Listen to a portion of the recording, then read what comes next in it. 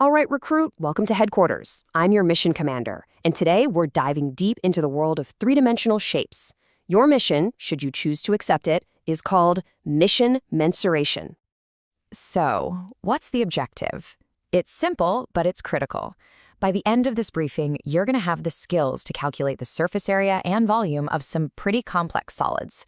We're going to build them, we're going to recycle them, we're even going to slice them up. The geometry of the world is about to become an open book to you. Let's get started. Okay, here's the plan. We've got 3 core training modules on the docket: the build, the recycle, and the slice. Each one is designed to give you a unique skill. And then we'll wrap it all up with a debrief to make sure that intel is locked in tight. So pay attention, recruit. Every single detail counts. Right, let's jump straight in with your first assignment, the build. This is all about what happens when we stick solids together. You know, like putting a cone on top of a cylinder to make a tent, or maybe even a rocket. But trust me, it's not quite as simple as it looks. So, think about it for a second. If you take 2 wooden blocks and glue them together, what's the total surface area you can paint now? Is it really just the surface area of the first block plus the surface area of the second? This right here, this is where most recruits make their first big mistake. And here it is, the #1 trap. You do not just add the 2 total surface areas together. Why not? Well, think about it. Once you've glued them, the faces that are stuck together are now hidden on the inside of the new shape, right? You can't reach them, you can't touch them. So the real strategy is to only count the surfaces that are still exposed on the outside. And that's the whole secret. The moment you join 2 shapes, the area where they meet is no longer part of the surface. Poof, it's gone from the calculation. It's the golden rule for combining solids, so burn this into your brain. If you can't touch it, you don't count it. Now, let's look at a classic example, a medicine capsule. What is it really? It's just a cylinder with a hemisphere stuck on each end. So to find its surface area, we don't use the total surface area formulas at all. Instead, we take the curved part of the cylinder and we add the curved parts of the 2 hemispheres. Those flat circular ends of the cylinder, they're hidden inside, so we completely ignore them. See how that works? Excellent work on the build. Let's move on to our second training module, the recycle. This mission is all about transformation.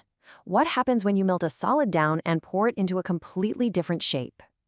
The absolute key piece of intel here is something called volume conservation. It's a fundamental law of the universe.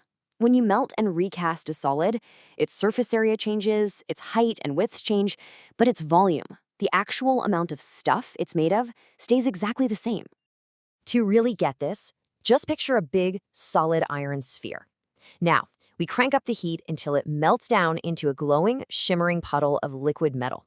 The sphere shape is totally gone, but the amount of iron we have, that hasn't changed one bit.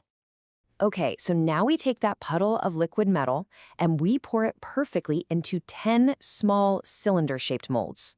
It cools down and it hardens. So we started with one giant sphere and we ended up with 10 little cylinders. And here's the magic. The volume of that one big sphere is exactly equal to the total combined volume of all 10 of those new cylinders. So here's your pro tip for the field. The second you see a problem about melting or recasting, your very first move is to set volume 1 equal to volume 2. And listen up, here's a little tactical advantage.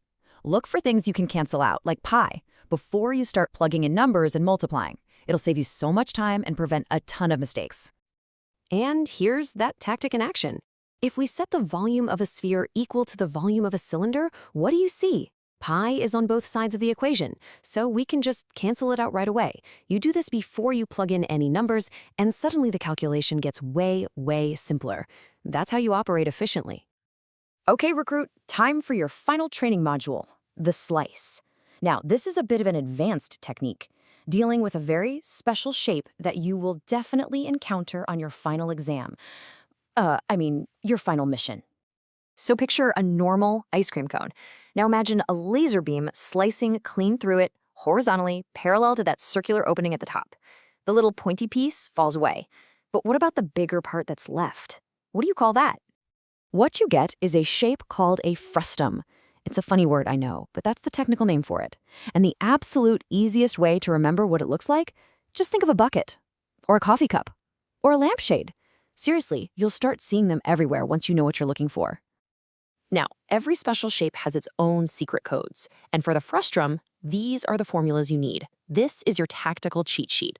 Yeah, they might look a little complicated at first, but they all just use the two radii, the small one on top and the big one on the bottom, plus the height and the slant height. I'd recommend you pause here and get a screenshot of this. These formulas are absolutely essential for mission success. All right, that concludes your core training modules. Let's debrief and make sure all this intel has been secured. Listen up, these are your final orders. These are the 3 golden rules. You must remember them. Number 1, when you combine solids, you only count the surfaces you can touch. Number 2, when you convert a solid, the volume always stays the same. And number 3, a frustum, it's just a cone with its top sliced off. Get these down and you will master mensuration. Congratulations, recruit! You've processed the intelligence, you've completed the training, and you have mastered the concepts. As of right now, you are officially a master of mensuration. Mission accomplished. But your work isn't quite over. Your final challenge starts right now. I want you to look at the world around you. A water bottle, a skyscraper, a lamp, that coffee cup on your desk. How many of them are just simple combinations of cylinders, cones, spheres, and frustrums? The official mission is over, but your new way of seeing the world has just begun. Dismissed.